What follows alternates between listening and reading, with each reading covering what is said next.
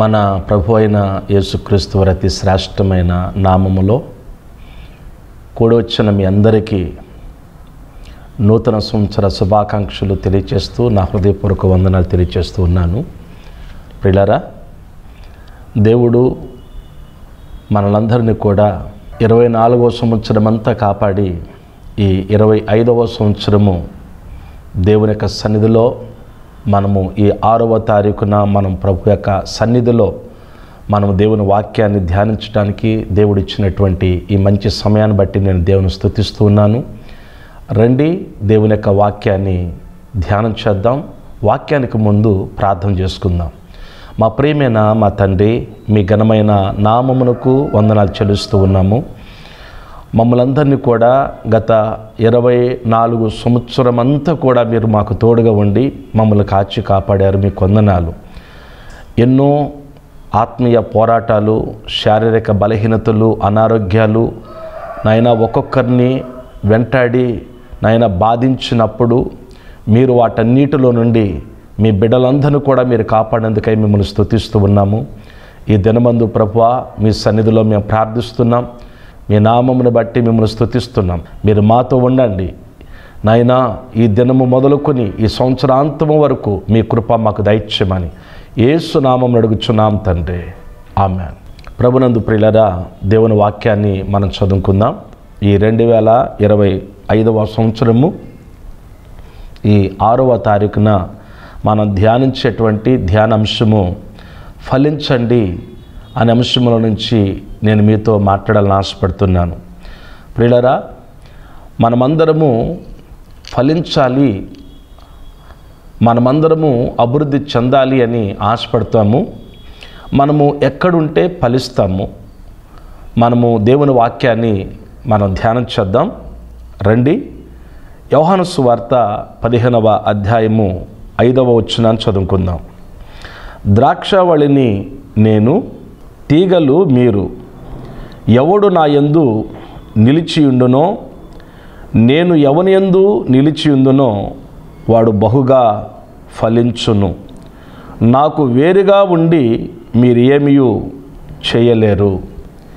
ఈ లేఖన భాగములో మన ప్రభువారు స్పష్టముగా ఆయన తెలియచేస్తున్నాడు. మనము, మన కుటుంబాలు ఫలించాలి అంటే, అభివృద్ధి చెందాలి అంటే మనం ఎక్కడుంటే ఫలిస్తామో ప్రభు చెప్తున్నాడు. యేసు ప్రభువారు చెప్తున్నటువంటి ఒక మాట, నేను నిజమైన ద్రాక్షవళిని, నా తండ్రి వ్యవసాయకుడు. నాలో ఫలింపని ప్రతి తీగను ఆయన తీసి పారవేయును. ఫలించు ప్రతి తీగ మరి ఎక్కువగా ఫలింపవలనని దానిలోని పనికిరాని తీగను తీసివేయను. నేను మీతో చెప్పిన మాటను బట్టి మీరిప్పుడు పవిత్రులై ఉన్నారు. నా యందు నిలిచి ఉండడి, మీ యందు నేనును నిలిచి ఉందును. తీగే ద్రాక్షవళిలో నిలిచి ఉంటేనే కానీ తనంతట తాను ఎలాగూ ఫలింపదో, అలాగే నా యందు నిలిచి ఉంటేనే కానీ మీరును ఫలింపరు. ఈ మాటలు ప్రభు స్పష్టంగా చెప్తున్నాడు. ఒక ద్రాక్షావళిలో నుండి తీగ ఫలిస్తుంది, తనంతట తాను ఫలించలేదు. అలాగే మీరు కూడా ఫలించాలంటే నాలో ఉండండి, నాతో ఉండండి అని యేసు ప్రభువారు తన శిష్యులతో ఈ మాటలు చెప్పటం ప్రారంభించాడు. ప్రియ స్నేహితులారా, 2024వ సంవత్సరములో నీ ఆత్మీయ జీవితములో, నీ కుటుంబ జీవితములో అభివృద్ధి అనేది ఒకవేళ లేదేమో, ఈ 2025వ సంవత్సరములో ప్రభు మనకిస్తున్నటువంటి ఈ శ్రేష్టమైనటువంటి మాట, మీరు ఫలించాలి అంటే నాలో నిలిచి ఉండండి అని ప్రభు చెప్తున్నాడు. మనమందరము దేవునిలో ఉండాలి, దేవునితో ఉండాలి, దేవుని వాక్యములో ఉండాలి, దేవుని ప్రేమలో మనం ఉండాలి. ప్రియులారా, ఆయన అంటున్నాడు, నాకు వేరుగా ఉండి మీరు ఏమీ చేయలేరు అన్నాడు. దేవునికి వేరుగా ఉండి నేను, మీరు, మనమందరము ఒక్క పనిలో కూడా విజయాన్ని మనం చూడలేం. ఒక్క అడుగు ముందుకు వేసి మనం ఏమాత్రము కూడా ఆశీర్వాదాన్ని పొందుకోలేం. అందుచేత మనము ఎక్కడుండాలంటే దేవునిలో మనం ఉండాలి, దేవునితో మనం ఉండాలి. అప్పుడే మనము దేవుని సన్నిధానములో మనం ఫలిస్తాము అంటాడు. ఆ ద్రాక్షావళిలో నుండి జీవం తీసుకుని తీగ ఫలిస్తుంది. అలాగే దేవుడిలో మనం ఉన్నప్పుడు ఆ దేవునిలో నుండి మనము ఈ అభివృద్ధిని మనము చూడగలుగుతాము అనేటువంటి విషయాన్ని ఈ భాగంలో మనం చూస్తూ ఉన్నాము. ప్రియులారా, దేవునిలో ఉంటే మనం ఫలిస్తాము. అలాగే దేవుని సన్నిధిలో మనం ఉంటే మనం ఫలిస్తాము అనేటువంటి విషయాన్ని మనము దేవుని యొక్క లేఖనములో మనం చూడగలుగుతాము. దేవునిలో మనం ఉండి దేవునితో మనం సహవాసము కలిగి ఉండి దేవునితో మనము దినదినము మనం నడుస్తూ మనము ఎప్పటికప్పటికే మనం ప్రార్థన చేసుకుంటూ దేవుని యొక్క సన్నిధానములో వాక్యమైనటువంటి నీరు పోస్తూ దేవుని బిడ్డలారా ప్రార్థన అనేటువంటి ఎరువేస్తూ మనము దేవుని సన్నిధిలో ఫలించే వారంగా మనం ఉండాలి.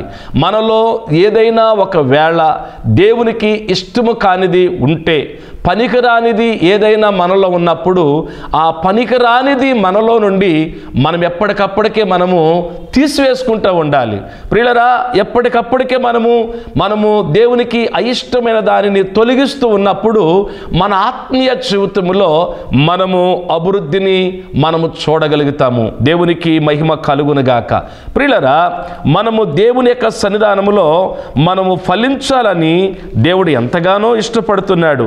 మనం అభివృద్ధి చెందాలని దేవుడు ఎంతగానో కోరుకుంటున్నాడు. దేవుని బిడ్డలారా, ఏటిలో మనం అభివృద్ధి చెందాలి అంటే మీరు గమనించండి, మనము ఫలించాలంటే ఆయనలో మనం ఉండాలి, దేవుని యొక్క సన్నిధిలో మనం ఉండాలి, దేవుని యొక్క వాక్యములో లేదా మనము దేవుని యొక్క మందిరములో ఉంటే మనం ఫలిస్తాము అనేటువంటి విషయాన్ని నేను మీకు జ్ఞాపకం చేస్తున్నాను. దావీదు భక్తుడు 92వ కీర్తన 13వ వచనములో ఒక మాట చెప్తున్నాడు.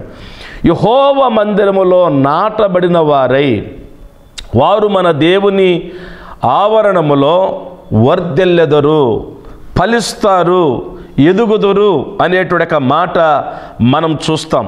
ప్రియులరా, దైవ సన్నిధానములో మనము దేవుని యొక్క మందిరములో మనం నాటబడిన వారంగా ఉండాలి. అంటే క్రమము తప్పకుండా దేవుని సన్నిధికి మనం వచ్చి, ప్రియా దేవుని బిడ్డలారా, ఈ సంవత్సరములో ఈ 52 వారాలు మనము దేవునితో మనము గడుపుతూ మనము దేవుని సన్నిధిలో మనం ఉండి ప్రార్థిస్తూ ఆరోగ్యకరమైనటువంటి నీరును మనం తాగే వారంగా ఉండాలి. అంటే దేవుని యొక్క వాక్యాన్ని మనము తీసుకునే వారంగా ఉండాలి.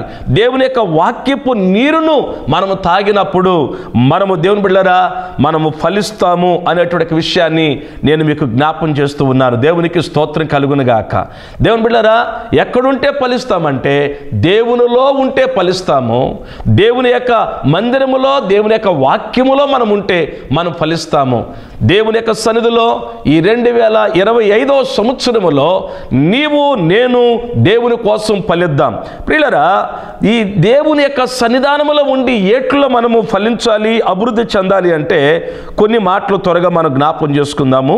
ప్రియులరా, మనము మొదటి తెస్సలోనికీయులకు రాసిన పత్రిక 3వ అధ్యాయము 13వ వచనం, మేము మీ ఎడల ఎలాగూ ప్రేమలో అభివృద్ధి పొంది వర్ధిల్లుచున్నామో అలాగే మీరును ఒకని ఎడల ఒకడును మనుషులందరి ఎడలను ప్రేమలో అభివృద్ధి పొంది మీరు వర్ధిల్లునట్లు ప్రభువు దయచేయునుగాక అంటాడు. మనము దేవుని సన్నిధిలో ఒకరి పట్ల ఒకరు మనము ప్రేమను చూపించే వారంగా మనం ఉండాలంటున్నాడు. ప్రియులరా, ప్రేమ ఉన్న చోట ద్వేషం ఉండదు, ప్రేమ ఉన్న చోట పగ ప్రతీకారం అనేది ఉండదు. అందుచేత మనమందరము ఒకరి ఎడల ఒకరము మనము ప్రేమలో మనం ఫలించాలి, ప్రేమలో మనం అభివృద్ధి చెందాలి అనే విషయాన్ని మనం ఈ భాగములో మనం చూస్తూ ఉన్నాం. పరిశుద్ధ లేఖనములో పౌలు గారు ఏమంటాడంటే, నేను ప్రేమ లేని వాడినైతే, నేను ప్రేమలో ఫలించని వాడినైతే గనక నేను వ్యర్థుడను అనేటువంటి మాట చెప్తాడు. ప్రేమ లేకపోతే నేను వ్యర్థుడను. గనుక దేవుని బిడ్డలమైన మనము దేవునిలో మనం ఉన్నప్పుడు దేవుడు తన ప్రేమలో మనం ఫలించమని దేవుడు మనను కోరుకుంటూ ఉన్నాడు. దేవునికి స్తోత్రం కలుగునుగాక. మనము దేవుని యొక్క ప్రేమలో మనము అభివృద్ధి చెందాలి. దేవుని యొక్క ప్రేమను మనము కలిగి ఉండాలి. తర్వాత మనం దేవుని యొక్క వాక్యాన్ని మనం చూస్తున్నప్పుడు ప్రియులరా, పరిశుద్ధ లేఖనములోనికి మనం వెళ్ళినప్పుడు మనము కొలసలకు రాసిన పత్రిక 1:11 మనం చదివినప్పుడు ఆ భాగములో ఒక మాట మనం చూద్దామండి.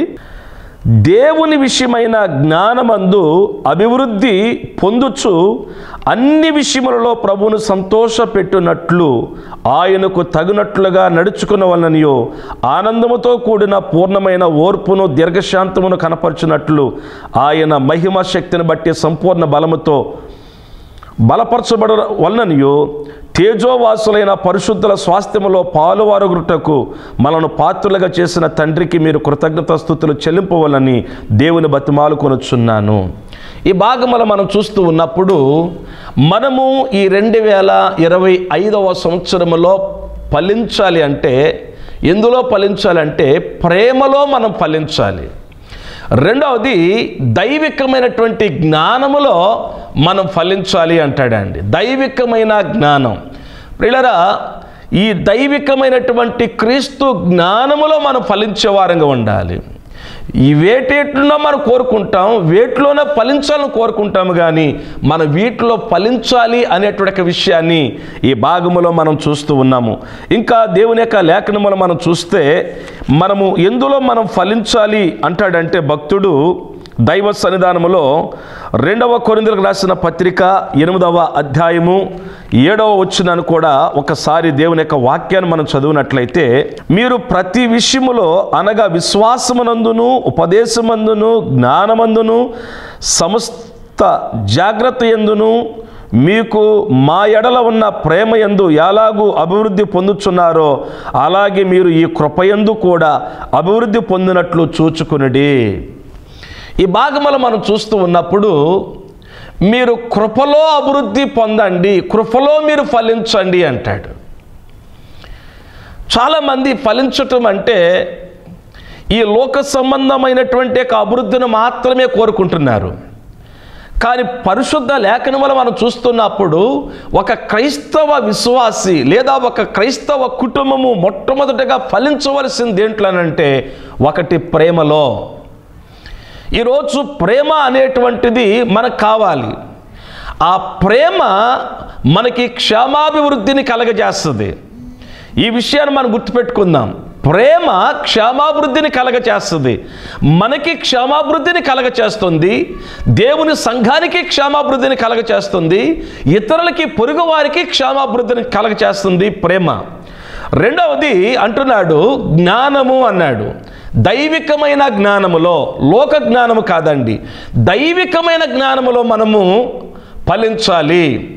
దైవికమైన జ్ఞానము కలిగి ఉన్నప్పుడు జ్ఞానవంతులు బలవంతులుగా ఉంటారు, జ్ఞానవంతులు తమ్మును తాము కట్టుకోగలుగుతారు, జ్ఞానవంతులు ఇతరుల్ని రక్షించగలుగుతారు. అందుచేత దైవికమైనటువంటి జ్ఞానములో మనం ఫలించాలి, మనం అభివృద్ధి చెందాలి. ప్రభువే జ్ఞానమై ఉన్నాడు, ఆ జ్ఞానాన్ని మనం కలిగి ఉండాలి. ఆ జ్ఞానమును మనం కలిగి ఉన్నప్పుడు మనం ఈ లోకములో మన విశ్వాస జీవితములో, మన ఆత్మీయ జీవితములో మనము మెలకు కలిగి మనం ఉండగలుగుతాము. ప్రియులరా, మూడవది అక్కడ చెప్తున్నాడు, దైవికమైనటువంటి కృపలో మనము అభివృద్ధి చెందాలి, మనం కృపలో ఫలించాలి అనేటువంటి మాట భక్తుడు ఇక్కడ తెలియచేస్తూ ఉన్నాడు. దేవుని బిడ్డలమైనటువంటి మనము ఈ 2025వ సంవత్సరములో ఈ అనుభవంలోనికి రావాలని దేవుని యొక్క వాక్యము మనల్ని హెచ్చరిక చేస్తూ ఉంది. దేవునికి స్తోత్రం. దేవుని బిడ్డలారా, లోకములో మనం చూచినప్పుడు లోకములో ఉన్నటువంటి వారు లోకానుసారంగా ఫలించాలి, శరీరానుసారంగా ఫలించాలనుకుంటున్నారు. ఆ ఫలింపు వేరు, కానీ దైవికమైనటువంటి ఫలింపు వేరు అనేటువంటి విషయాన్ని ఈరోజు నేను మీకు జ్ఞాపకం చేస్తూ ఉన్నాను. దేవునికి స్తోత్రం కలుగునుగాక. ప్రభు అంటున్నాడు, మీరు నా యందు నిలిచి ఉంటే మీరు బహుగా ఫలిస్తారు అన్నాడు. బహుగా మనం ఫలించే వారంగా ఉండాలి. ఫలించాలంటే ప్రభులో ఉండాలి, ప్రభు సన్నిధిలో ఉండాలి. ఉండి ఈ వీటిలో మనం ఫలించాలండి. వీటిలో మనం అభివృద్ధి చెందాలి. యేసు ప్రభువారిలో మనము లేకపోతే యేసు ప్రభువారు మనలో ఉండడు.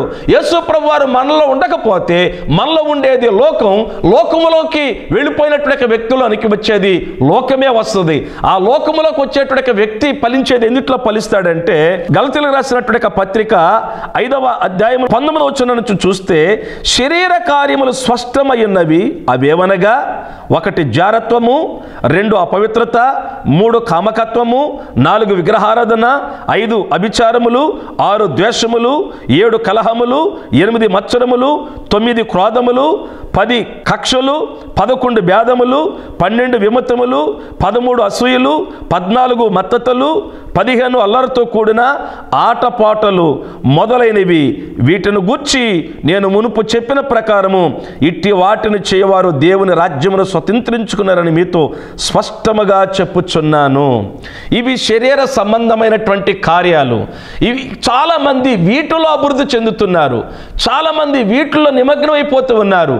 దేవుని బిడ్డలారా, మీరు గమనించండి, చాలామంది జీవితాన్ని మనం చూస్తే సంవత్సరాలు తరబడి వారి జీవితంలో గడుచుకుంటే వెళతాయి, కానీ వారిలో ఎక్కడ దైవికమైనటువంటి మార్పు అనేది కనబడదు. వారి మాటల్లో కానీ, వాళ్ళ ప్రవక్తనలో కానీ, వారి జీవితంలో కానీ ఎక్కడ మార్పు కనబడదు. వాళ్ళు చేసే పని ఏంటి? మీరు చూడండి, 31st నైట్ ప్రారంభిస్తారు. 31st నైట్ ప్రారంభించి జనవరి 1 అంతా తాగుతూనే ఉంటారు, సిందులేస్తూనే ఉంటారు, షికార్లకు వెళుతూనే ఉంటారు. దేవుని బిడ్డలారా, ఇది భక్తి అనుకుని చాలామంది భ్రమలో బ్రతుకుతున్నటువంటి వారు ఈ లోకములో చాలామంది ఉన్నారు. అయితే దేవుని యొక్క లేఖనములు మనం చూస్తూ ఉన్నప్పుడు మనము ఫలించవలసినటువంటి వాటిని గురించి ఇక్కడ తెలియచేస్తూ ఉన్నాడు. దేవుని బిడ్డలారా, 15 సంబంధమైనటువంటి ఫలాలు కొంతమంది ఈ శరీర సంబంధమైనటువంటి, ఈ లోక సంబంధమైనటువంటి ఫలాల్లో ఫలిస్తూ ఉన్నారు. అందుట్లోనే అతిశయపడుతున్నారు. సిగ్గుపడవలసిన వాటి ఎందు అతిశయపడుతున్నారు. కానీ వాటిలో ఒక క్రైస్తవుడుగా నువ్వు ఉండటానికి వీల్లేదని దేవుడి రోజు జ్ఞాపం చేస్తూ ఉన్నాడు. అయితే మనం కింద దేవుని యొక్క వాక్యాన్ని చూసినట్లయితే ఇంకేమంటాడంటే, ఆ 22వ వచనములో, అయితే ఆత్మఫలమేమనగా ప్రేమ, సంతోషము, సమాధానము, దీర్ఘశాంతము, దయాళత్వము, మంచితనము, విశ్వాసము, సాత్వికము, ఆశానిగ్రహము. చూడండి, ఈ భాగంలో చూస్తున్నప్పుడు ప్రభువులో ఉన్నటువంటి వ్యక్తులు ఇక్కడ 9 ఫలాలు చెప్పాడు.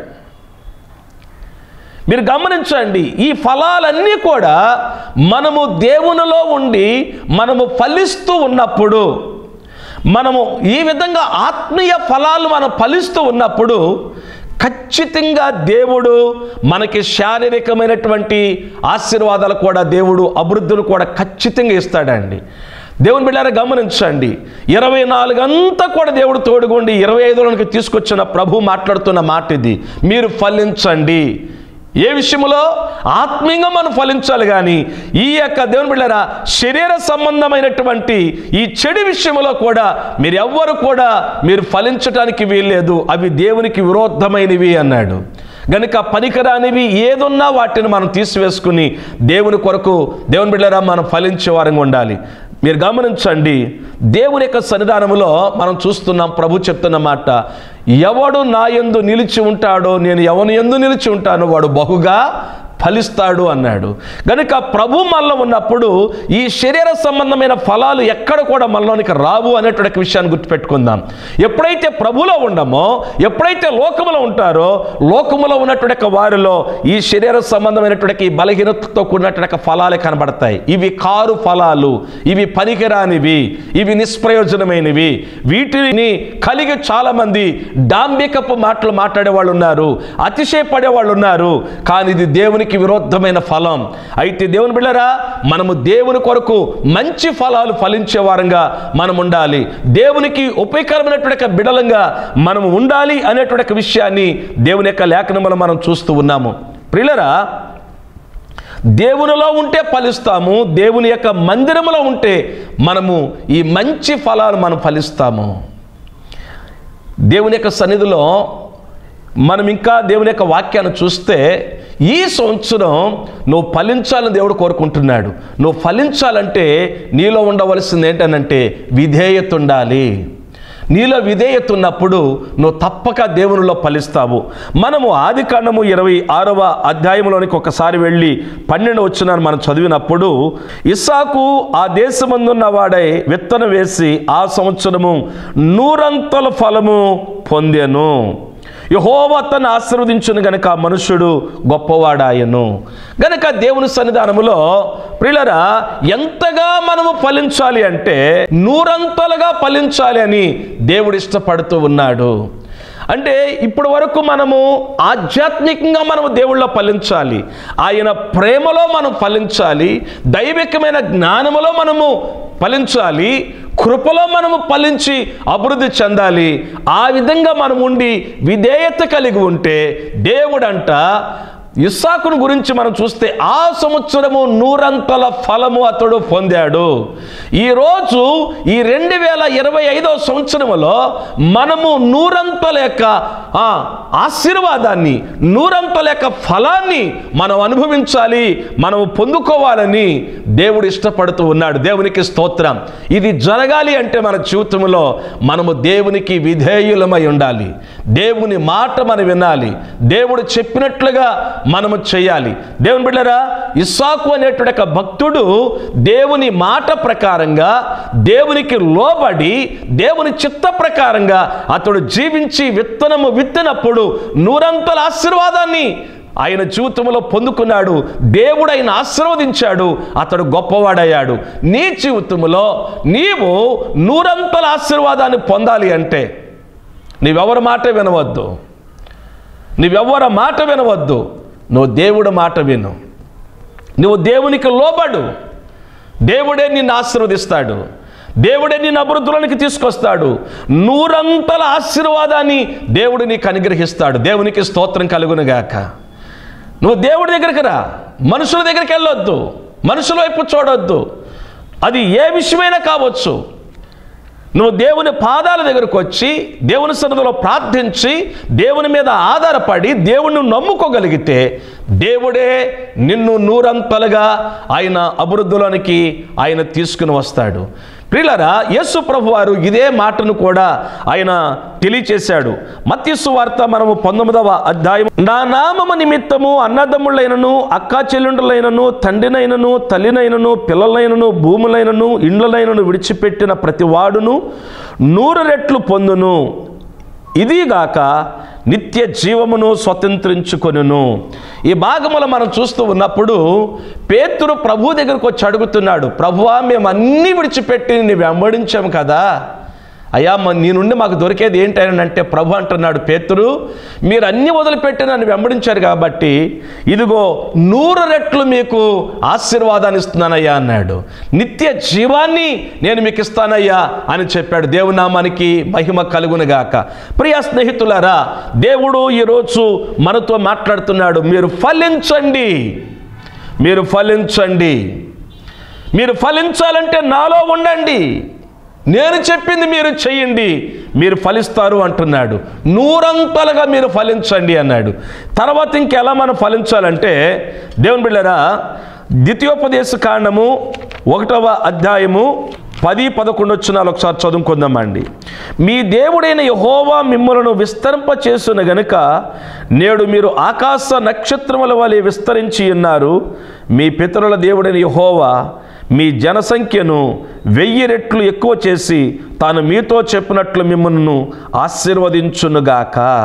చూచారండి, దేవుని వాక్యాన్ని మనం చూస్తే దేవుడు దైవజనుని యొక్క మోషే గారి నుంచి తన ప్రజలతో దేవుడు మాట్లాడుతున్నాడు.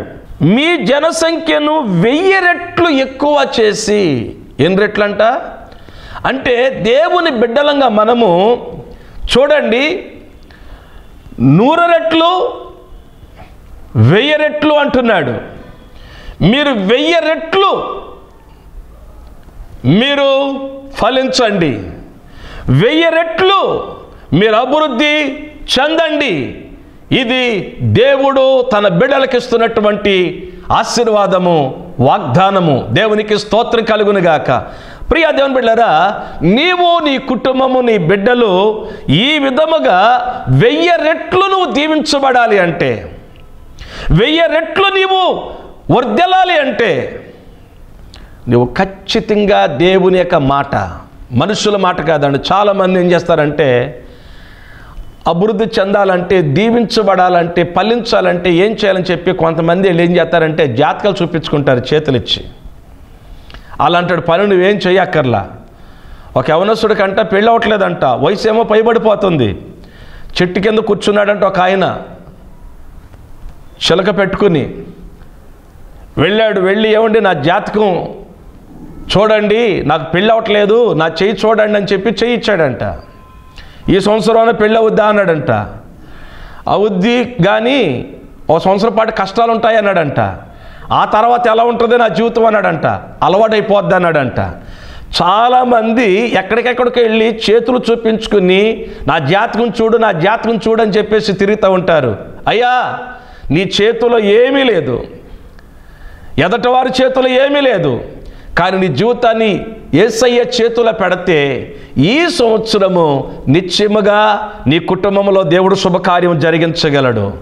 ఇదిగో నువ్వు దేవుని సన్నిధానంలో దేవుడు మాట విని దేవుడు చెప్పినట్లుగా చేయగలిగితే దేవుడు ఖచ్చితంగా నిన్ను, నీ కుటుంబాన్ని ఆశీర్వదించి నీకున్న అవసరాలు తీర్చగలడు. నువ్వు దేవుని సన్నిధిలో ప్రార్థించి విజ్ఞాపన చేస్తే దేవుడు ఖచ్చితంగా నేను బాగు చేస్తాడు, నేను స్వస్థపరుస్తాడు.